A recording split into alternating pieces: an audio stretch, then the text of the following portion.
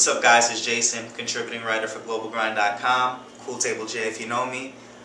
Today I sat down with designer, DJ, producer, and all-around cool guy, LaCrate.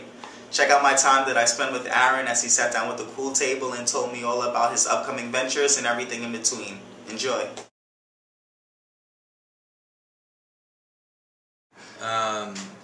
Get up, figure out what I need to do. Usually I have my lists. I have lots of lists. Gotcha. So I know what I'm doing for the week, you know what I mean? Okay. So it's a matter of trying to figure out when it's going to happen. Gotcha. So one day you wake up and you look at the list and you're like, okay, Rubik's Cube, this is going to happen today, that's going to happen Friday, this is going to happen today. So get up, have meetings, always a lot of different ideas and development with various different people now, from television stuff to music, production, the artist on my label, LaCrate, clothing business, you know, there's remixes and producing and lots. It's amazing how many things I have my hand in now. Well, for me it was interesting because I was a kid growing up in Baltimore, loving hip-hop, being a graffiti kid, and loving and knowing that New York is the essence of all of that stuff I was obsessed with as a kid. Like this was the mecca. Like I was obsessed with Keith Haring when I was like a little kid, and he influenced me a lot to like take what you were writing and doing on walls and try to apply it to fashion in a way that wasn't just about like a tag on a shirt or it was about branding. You know, he had his icon, he had his logo, which it was very early branding, advertising, design, fashion, identity, all of that. But also keeping it street and keeping it street level and keeping it close to graffiti, but not what everybody else is doing. So innovating off of all that shit. So, you know, Baltimore is where I learned the tools of the trade to do that, being a young skateboard kid. Like, we had a first skateboarding shop out of the basement of my house. It's funny, I was doing them both at the same time. You know, like I was like out on the street, I was writing on walls, I was making, you know, I was making my own, I was making t-shirts the same time I was making mixtapes. And experimenting with like my first DJ setup and also making pause tapes with cassette decks. So it all happened at the same time.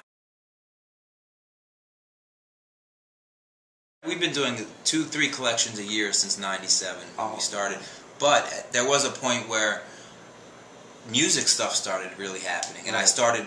I'm going to bring back Be More. I'm going to combine Be More in New York now. Sure. And I was like, okay, so I was still doing the clothing, but I started really getting heavy into producing music and DJing more around the world and touring around the world. And I put out a record called Be More Gutter Music. It was like the first major distribution of Baltimore music that we created with our own artists and making songs out of this more raw DJ music. And it went around the world. So there was about 5 or 6 years where I was still designing, but where it was like all I did was LaCrate Athletics. Now it was like, okay, the day is really just like now I'm in like Germany, design like on tour trying to design the next collection and get it made in time for Magic. And then getting remixes from Madonna and touring with Lily Allen and producing Dizzy Rascal and at the same time, so it kind of, you know, but that was important because that's what LaCrate is.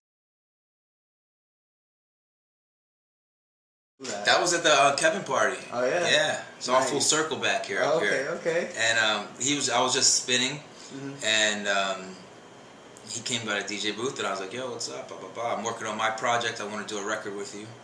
He said, "Here's my number. Give it a shot." Next thing you know, he wanted the record for his project.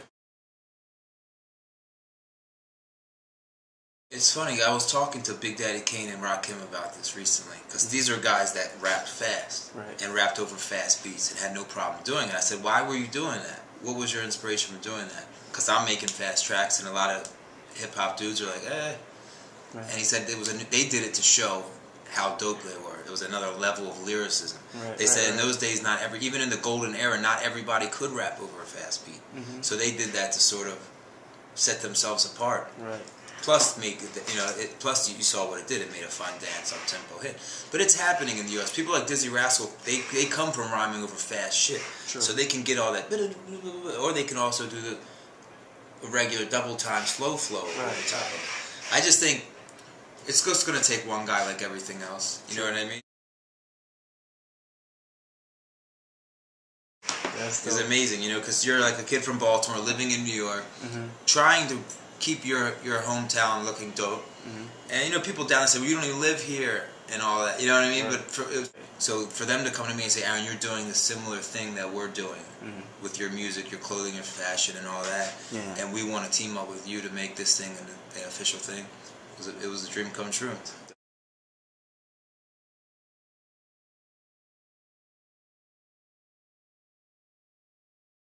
Dude, that was something I went and I had mutual friends with John Waters. Okay. And I was like, you know, can I get up with John? And John is like a great guy. He's open to that sort of thing. So he was like, he saw what I was doing as well, and we sat down, and we just got into it. He saw what I was doing, you know, with me being an up and coming kid out of Baltimore. Right. Who his quote for me is that I'm ambitious, but I never sold out.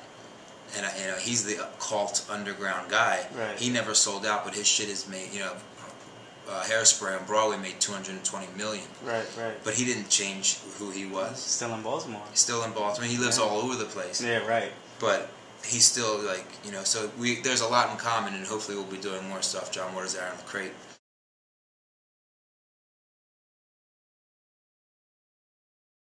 Down the Ocean by Aaron LaCrate. It's a story of me growing up in Baltimore. No, it's a photographic book of my favorite vacation spot, Ocean City, Maryland. And it's out on Milk Crate Books.